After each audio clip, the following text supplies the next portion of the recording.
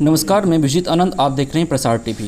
बिहार विधानसभा चुनाव 2020 के चुनावी सफर में आज हमारे साथ यहाँ पर हैं आलोक रंजन, जो भाजपा से सहरसा विधानसभा क्षेत्र से प्रत्याशी हैं। टू दी पॉइंट अगर बात करूँ सर, तो सहरसा का जो चुनावी मुद्दा रहा है विभिन्न चुनावी पंचवर्षीय चुनावी में, सबका एक ही मुद्दा होता है, बंगाली बाजार ओवरब्रिज। बहुत बार शिलान्यास हुआ, अभी तक काम शुरू नहीं हुआ। क्या अगर आपकी सरकार आती है तो उस पर काम होगा? बिल्कुल। ये जो पंचवर्षीय है आने वाला, इसमें बंगाली बाजार ओवरब्रिज को बनना तय है। अगर ऐसा बात है तो आप 2010 में चुनाव जीत कर आए थे। यह मामला तो काफ़ी पुराना है, तो उस वक्त क्यों नहीं बना? नहीं, आपको हम बता देते हैं कि 2010 में जब हम चुनाव जीते तो इस बंगाली बाजार ओवरब्रिज को बनाने के लिए रास्ता बनाना शुरू किए। इससे पूर्व सिर्फ शिलान्यास होता था। शिलान्यास सिर्फ दिखाने के लिए किया जाता था। आपको जानकारी होनी चाहिए कि बीच शहर से NH 107 गुजरती थी और यह ओवरब्रिज 107 पर बनना था। NH का जो मापदंड होता है किसी ब्रिज बनने के लिए, वो यह स्थल उसके लिए उपयुक्त नहीं था। इस कारण से यहाँ पर, और चूंकि केंद्र की सरकार जो थी उस समय में UPA की सरकार थी, और उस 10 साल का शासन जो UPA का रहा वो बिहार के लिए सबसे खराब शासन रहा। बिहार में के तरफ UPA शासन का कोई ध्यान नहीं था।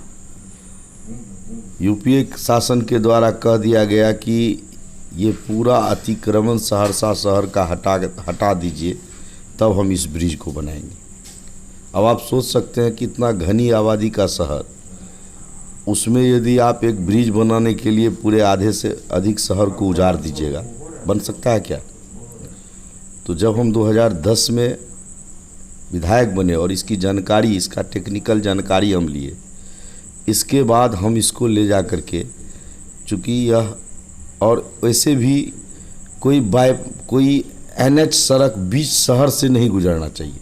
अब देखिएगा हर जगह उसका बाईपास होता है, तो हम उसका एक प्रयास किए कि उसको बाईपास जो है सो एक NH का बाईपास के लिए विधानसभा में एक प्रस्ताव ला करके माननीय मंत्री नंद किशोर यादव जी के द्वारा स्वीकृत किया गया।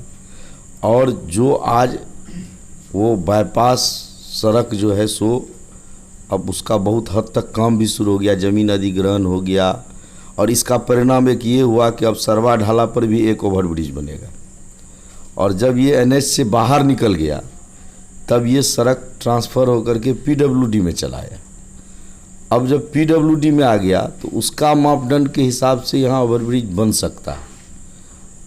हम लोग थोड़ा प्रयास किए थे, माननीय नितिन गडकरी जी के पास इसका प्रयास हुआ, और चूँकि ये सरकार के पास पैसा कोई कमी नहीं है, केंद्र की सरकार के पास, और इच्छा शक्ति की कोई कमी नहीं है। नितिन गडकरी जी ने घोषणा भी किया कि इसको बना देंगे, लेकिन होता है क्या कि जब बीच का जो कालखंड था और सहरसा के जो माननीय विधायक थे अरुण कुमार जी, उनको इस सबसे कोई मतलब नहीं था।